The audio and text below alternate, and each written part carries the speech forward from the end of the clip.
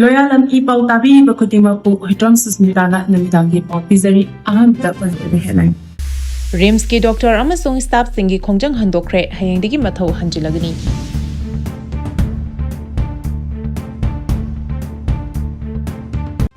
Central Government na Nscn da Thamba Athingba Chahi mga Sangdokhre.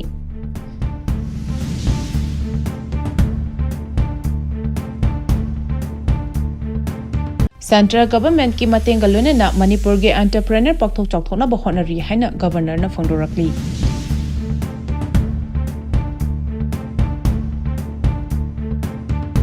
Sandona Pijari. Rimski Doctor amasung staff Singgi Khngjng Sangdokhre hayengdagi mathauda hanjilagani hari. Angang unabada mama sikiba yauna mathang anaba sirakpadagi patient party singna Doctor Phukiba amasung hospital gi pochai thugai ki bathodok sing adu yaningdaba phongdoktuna Doctor Singh nurse sing amasung atai hospital asigi staff mahairoi singna changsilamba thabak lepagi Khngjng adu Sangdokhre hayengdagi mahosagomna mathauda hanjilagani. Hiramasigi matangda Rimski Teachers and Medical Office Association na thadorokpa chirolamana hai. Medical Fraternity Nursing Non-Teaching Resident Doctor amadi mahairoi sing yauba Rimski General Body na pukhalakpa wafam Association asina kopna khanaraba matungda thabak lepagi Khngjng handoknaba warep laure.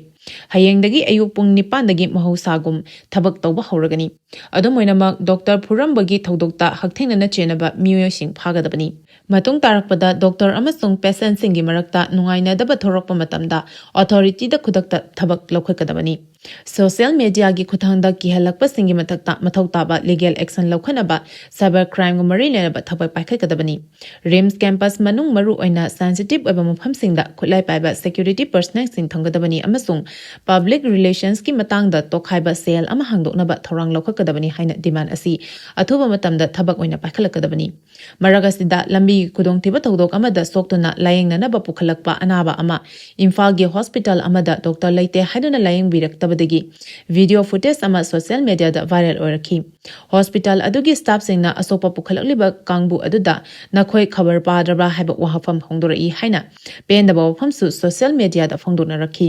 Dr. Singgi thabak lepagi Khngjng na miyam da changna khudongchadaba thokhale haibasi masimaknasu khudam oiri. Central Government na Nscn da Thamba Athingba Chahi mga Sangdokhre. Central Government na National Socialist Council of Nagaland Nscn gi amadi loop asigi tongan fraction sing amasung federal organization sing da Thamba Athingba Chahi mga Sangdokhre. Ministry of Home Affairs na thokiba notification amagi matung inna Athingba asi September 19 dagi chatnaba hauragani. Nscn na Indian Union dagi tokhai taraga Naga sing na khundaba Indo-Myanmar gi region da maning makha tamba Nagaland ama semnaba thorang lokhali haina Ministry of Home Affairs ki notification amada mayek sheng na pali. Loop asina United Liberation Front of Assam Independent People's Revolutionary Party of Kanglaipak Pripak amadi People's Liberation Army PLA na chingba atay atopa law na thingkraba lalo loop singa khusamnai haina su notification aduda mayek sheng na pali. MHA gi notification amana hai Nscn kena lalon itik tawriba miyosing lenga ki thabak tawriba officer sing amasung micham miyam digi namduna sem khungatpaga lonena atopa lebak taleba anti-Indian force singa kusam nabagi mayek shengba khudam changdam khayamarum phangle. Maramaduna Unlawful Activities Prevention Act 1967 gi section 3 gi subsection 1 gi makhada Nscn amadi masiga zaminariba fraction wing amadi frontal organization namak lona yadaba lupni haina lauthokle hari. Central Government ki matenga lonena Manipur gi entrepreneur pakthok chawthok na bahotnari haina governor na phongdorakli. State Government na thodang lauduna Central Government ki matenga lonena Manipur gi entrepreneur pakthok chawthok na bahotnari haina Manipur gi Governor Ajay Kumar Vala na phongdokhre. Wafam asingasi Hotel Imphal gi Banquet Hall da pangthokiba Governor's Best Entrepreneur Rolling Trophy and Manipur Entrepreneurs Association Outstanding Award lisingani kunmathoi kunithoi yenthopagi thoramda Governor na phongdokhibani. Award yenthopagi thoram aduda Manipur gi Governor Ajay Kumar Vala, Chief Secretary PK Goyal, Additional Chief Secretary Textile Commerce and Industry Anurag Bajpai na chingba maru eba mithunglen oina sargyakhi. Thoramga mari lenena Governor na makhatana hai. Pangthokliba thoram asi changyeng tawduna puthokliba anoba pothok-sing marketing da fida macha ama kannaba hotnariba singbu thongna inot hapani haiki. Magna hai lamdam asida thokliba irang asida chahi anirom naha oiriba entrepreneur amadi entrepreneurship ki thabak thoram sing thintaki. Phibang phagalakpagi matung ina thabak thoram kaya paikhali haiki. Mahangna hai none amadi Tamenglong district ta chamana pambi tharbik thorang paikhali lengakna unity mall sagadawribani Manipur gi nat amasung chanabiga sagonaba craftsmanship ki pothok sing malemgi market ta ihona bohodari masimak district khudimakta industrial state thamduna MSME ga khusamnaduna chali entrepreneurship is the cornerstone of human process haina governor na makhatana phongdokhi. Paugi marak thatna Loyalam E-PAO tabiriba khudimakna channel asibu nungsibiduna like amadi subscribe tawbiduna subscriber masing hengat hanbada adomsu mateng pangbiyu. MLA RK Imogi Luching Makhada PM da pisinkiba memorandum center gi mari lenaba authority gi makhutta yokhrei. Sagolban Assembly Constituency ki Praja Miyamna AC asiki MLA oiriba Rajkumar Imo Singgi Luching Makhada India ki Prime Minister Narendra Modi da pisinkiba memorandum adu Central Government ki mari lenaba authority ki makhutta yokhrei hari. MLA RK Imo gi office ki thadorok pachirolamagi matung ina Sagolban AC ki Miyamna khudiyek piduna AC asiki MLA RK Imo gi Luching Makhada India ki Prime Minister Narendra Modi da Manipur da tholiba irang asina miyam khamtheina wariba asigi matangda marik chumba Laduna tongan badabi kaya memorandum aduda pali. PM Modi da pisan kiba memorandum aduda maru aina Manipur da tangdu leitaba amadi ing tapa purakhanba Manipur state fauduna chatliba national highway sing hangdokhanba yumlo nariba lebak Myanmar ga lonaba border paring da sambal khabagi tabak athuba matamda loishinba ministry da lauthokraba free movement regime amuk hana thamba ain kaina changlakiba mitop miyam cha sing masak khangdokpa Manipur State National Register of Citizen chanahanba amasong irang asina maram oiraga relief camp singda leriba internal displaced person IDP sing constitution gi ngaklo piduna masa gi mayumda tekta kaidan hanjel hanba amadi Manipur gi yellow purup singbu ngak senun thamba yauri Cherola sinama khatana hai PM Modi da pisin kiba memorandum adu hauzik Ministry of Home Affairs ki Additional Secretary Northeast Division Piyush Goyal gi office ta yorokre Memorandum asi PMO gi office yauduna memorandum asi da dabi tawriba sing asi Prime Minister na thabak oina onthorakani habigi thajaba lei haina phongdorakli Anoba GST reform na miyam da kana ba piragani haina MP Sana Jawbana phongdorakli Lebak asida ngarang dagi chanaba hokraba next generation GST reform asina lebak asigi micham miyam da kana ba piduna develop nation ama oibada achobo mating piragani haina Rajya Sabha gi MP Lesemba Sana Jawbana phongdorakli Imphal gi Thamba sanglen da pangmi singko unabada Lesemba Sana Jawbana makhataraduna Anoba GST reform asina hana dagi chanaramba 4-tier structure adugi mahutta 2-tier structure oina chanaba hokre masina nongmada changdaba yadraba potlam amadi hidak langthak yauna tongan ba apunba item chahum ga humdra manga gi mamal hanthale reform asin lebak asida leriba lawmi sing MSME sector da thabak tawriba sing middle class namadi micham yam da chawna kanaba pigani pochai gi mamal hongtharakpa asina customer sing gi demand yauna pochai putopagi chang hanthahangani amadi Thabak phangbagi chang hengatuna lebak asigi sel thumgi phibam fagahan betan chawna kanaba pigani hairi loinana GST ki anoba khongthang asi lakadawriba Diwali amadi atai kumhei harauga mari leinaba masi miyam da piba khudol amani haina MP na phongdoladuna Prime Minister Narendra Modi amadi Finance Minister Nirmala Sitharaman bu thagatpa phongdokhi amaromda Rimski thogdoki mari leinana pamui shina hangba pakhum piridun Lesemba Sana Jawbana Rims da thokliba thodok asi makatana thoktanaba athuba matamda yasinaba puraknaba Governor yauna mari leinaba authority da wari saragani haina thamki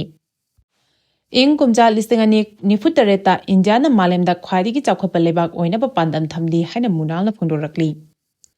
Ing kumja listingani nifutareta India na malemda khwaidigi chawkhapa lebak oinaba pandam thamli haina Chandel gi District of Forest Officer Dr. N Munal Maitina phongdokhre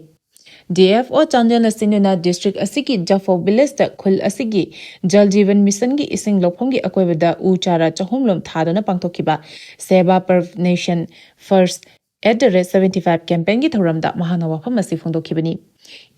India gi mafam sinba thungna seva perf saruk ama oina September 13 tagi hauraga October 2 phawa lebaga sigi tongan tonga mafamda Nation First @75 campaign pangthok tuna lakli ngasi pangthok kiba thoram aduda Jafo village ki chief W Heman Singh Monsang DFO Chandel Dr N Munal Maitei PHED gi staff Singh Khunja Singh amadi Forest Department gi staff khayana saruyakhi Chandel khaktanatana atai district sing amadi tongan ba state sing dasu thoram asi pangthoknari India na ning tamba phanglakpa chahi cham suruppaga lonana ing kumja lising ani nifutareta malemda khwaidi chawkhapa lebak oinabagi pandamda pangtholiba campaign asi mai pakhanbada Khunja Singh civil society organization sing amadi miyam pumnamaki thodang mathautai hainasu mahana makhatana phongdokhi tongan mafamda miyoi ani suicide tawduna sikhre Haukiba pung kuntra tarukki manungda Manipurgi tongan mafamda miyoi ani suicide tawduna sikhre report amagi matung inna Khngjng district ki Khngjng police station na konba khela khong mamang lekaidagi Anis Sek koba miyoi ama u pambi amada thori yalaga masa matanda sinamba thengna khi hari masagi chahi 18 lom surba miyoi adu khudai amana u pambi da kisillaga masa mathanda sirambani hari Imung manung na phongdorakpagi matung ina laikhidraba miyoi adu Nomaijing numitki nungthel pung 3 rom taba matamda mayumdagi thokraga hanjilakhidabani hari Lekai miyoi singna Khngjng police station manakta leba Vasic Crown da hauba u pambi amada miyoi adu thoriya nuna siramba thengnaki Atopa thodok amadana Bisnupur district ki Moirang police station manung chana leba Okshongbung mandam maningdagi Hemam Kumar chahi ni humpuma thoi koba miyoi ama Oksobung mai khambi maril labukta Hauba u pambi amada thoriya nuna siramba thengnaki Police na thodok animaki matangda case register tawduna laikhidraba miyoi animaki thawai yaudraba hakjang postmortem tawnabagidamak Rims hospital gi morgta thamkhre laikhidraba miyoi animak suicide note ama phawba iramba thengnakhide maram aduna makhoi ani sikwigi maram khangba ngamdri Fomlauda nupi ama makokta thangna yalambagi wakat mifam chathakre Nupi ama makokta sakhangdaba singna thangna yalamlaga sanagi lip mudkhibagi thodok yaningde haiduna Imphal West ki Phomlauda leba All Phomlau Community Hall da wakan mifam chathakre Soklabi nupi adudi Moirang Them Ongbi Malemngambi chahi kuntra mapuroiba Moirang Them Basanta Phumlau Sifai maning lekaidagini hari Thodogadu tha asigi 18 gi nungthel pung 3 minute kuntra rom taba matamda Lamsang police station na konba Phumlau Sifai maning lekaida thokhibani Malemngambi na numit aduda mayumgi chak thongnaba chakhomda leringei tanjada sakhangdaba singna changaktuna Thonglon silaga thawong adu chathakibani hari Malengambi hozik aruba phibam da laikan aduna leri mahak hozik phawa gyan tadri hari wakan mifam aduda saruk yakibi Malemngambi gi Machanupi Moirang Them Puspana phongdorakpada thodok adu yumgi mi leitabagi tanjada chancharambani nungthil pombopta asingumba thodok ama chatharamba habasi angapa phawi thodok adu de chenabani haina chingnaba miyoi anisu police na lokhatona wahang pawang tawada chenaramdre habadigi thadokhrei mahaki mamada asigumba crime chatharamba singbu faduna matik chaba chairak pibiu haina su Puspana appeal tawrakhi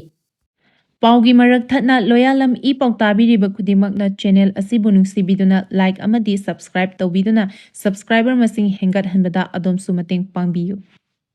Arubada maruiba paw amuka hana pizari Rimski Dr amasung staff Singgi Khngjng Sangdokhre hayengdagi mathau hanjalagani Central government ki matenga lonana Manipur gi entrepreneur pakthok chawthona bahonari haina governor na phangdorakli